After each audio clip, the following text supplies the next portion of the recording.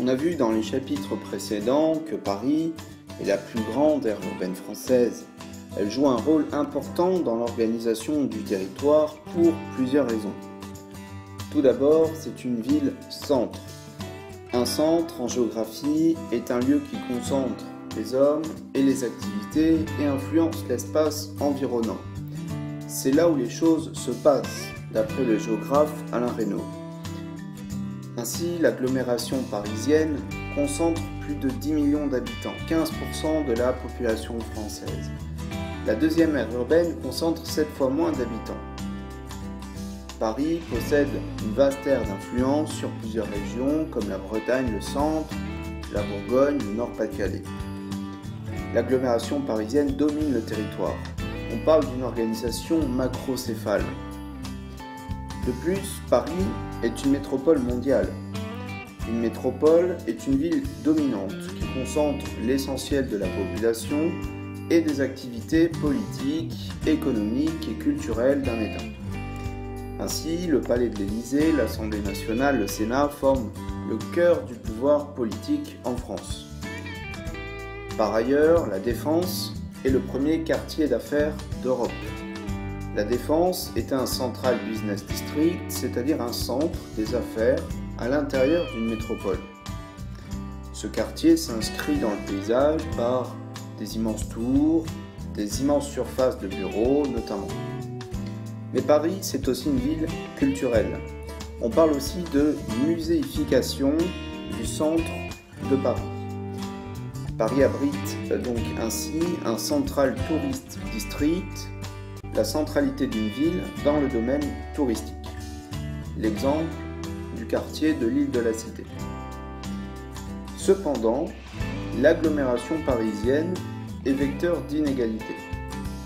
Ces inégalités, on les retrouve à l'échelle locale, Paris intramuros, où cette logique de métropolisation a installé à la fois une population très aisée, de cadres, de dirigeants, qui s'installent à l'intérieur de Paris, et attire aussi une population très pauvre, sans ressources, des migrants ou une population en difficulté des banlieues, qui vivent de petits métiers.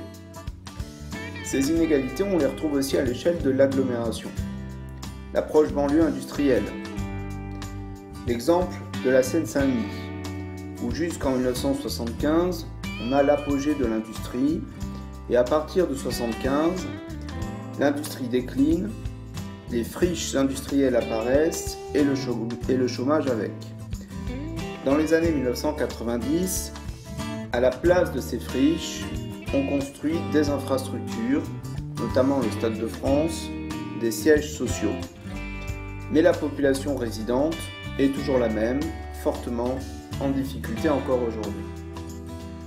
Ainsi, à Paris, on a un pourcentage de non-diplômés très faible, de l'ordre de 20% par rapport aux banlieues. Les acteurs de l'aménagement du territoire ont créé de même, dans les années 60, des villes nouvelles pour rééquilibrer cette agglomération parisienne. Cergy-Pontoise, Marne-la-Vallée, Saint-Quentin. Mais en vain. Le projet actuel du Grand Paris fait naître d'autres types de centralités urbaines, afin de corriger ces inégalités. Par conséquent, cette agglomération parisienne est un espace central à l'échelle nationale. Elle se positionne également comme une ville mondiale. 15% de la population française, 30% des richesses.